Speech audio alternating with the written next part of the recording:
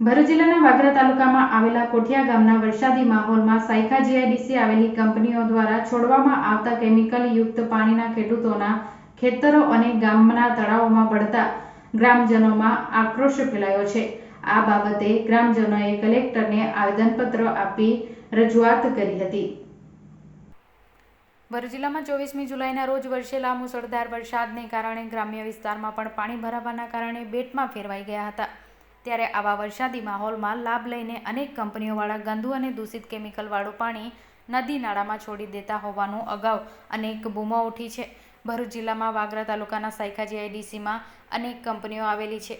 આ જીઆઈડીસીમાંથી વરસાદી માહોલમાં કેમિકલવાળું પાણી છોડવામાં આવતા આ પાણી કોઠિયા ગામ તળાવ અને આસપાસના ખેડૂતોમાં ખેતરોમાં ભરાતા મહામૂલી ફળદ્રુપ જમીનોને નુકસાન થઈ રહ્યું છે, જેના કારણે ખેડૂતોમાં આક્રોશ જોવા મળી રહ્યો છે।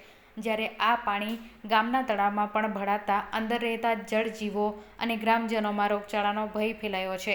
આ મામલે છેલ્લા 3 વર્ષથી ગ્રામજનોએ અનેક વખત જીપીસીબીમાં લેખિત અને મૌખિક રજૂઆતો કરી હોય અધિકારીઓ આવીને પાણીનો નમૂનો લઈ જાય છે, પણ તે બાબતે કોઈ પણ યોગ્ય કાર્યવાહી કરવામાં આવતી નથી। સાથે તળાવમાંથી કેમિકલવાળું પાણી પણ કાઢી આપવા માટે કહ્યું હતું, તે પણ કામગીરી હજુ સુધી કરવામાં આવી નથી। આજે આ પાણી કોઠિયા સડથલા થઈને ખજબોલ ગામ સુધી પહોંચ્યા છે। આ સાથે કંપનીઓ દ્વારા સાંજના સમયે ગેસ પણ છોડવામાં આવતા પર્યાવરણને પણ નુકસાન પહોંચી રહ્યું છે। આ મામલે આજ રોજ મોટી સંખ્યામાં કોઠિયા ગામના ગ્રામજનો અને ખેડૂતો ભરૂચ જિલ્લા કલેક્ટર કચેરી પહોંચી કલેક્ટરને આવેદનપત્ર આપીને આ મામલે યોગ્ય કાર્યવાહી કરી આ ગામના ખેડૂતો ખેતરોમાં થયેલા નુકસાનનો સર્વે કરી નુકસાનનું વળતર ચૂકવવાની માંગ ગ્રામજનોએ કરી રહી છે। મારું નામ જીતેશભાઈ ઉમાકાંત પટેલ છે। હું કોઠિયા ગામનો રહેવાસી છું, સાથે સાથે તાલુકા પંચાયત વાગરાનો સદસ્ય પણ છું।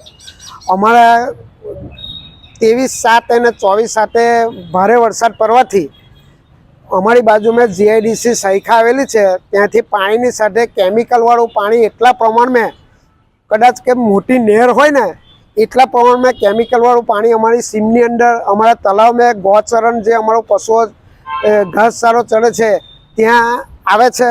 અમે 3 વર્ષથી આ પાણી તો દર વર્ષે થોડું, પણ આ સાલ તો એટલા પ્રમાણમાં વધારે પાણી છોડવામાં આવ્યું છે કે ખેડૂતોને હોય એટલો બધો નુકસાન થશે। એ તો હુકાશે હમણાં પાણી, તારે ખબર પડશે કે ખેતીની અંદર શું નુકસાન થયું છે। એટલે અમારા ગામના ખેડૂતોને નુકસાની મળવી જોઈએ ને જીઆઈડીસીના સાહેબે મારું તલાવાઈ કેમિકલવાળું પાણી ખાલી કરવાનું કીધું હતું, તે પણ એમને ધ્યાન આપ્યું નથી।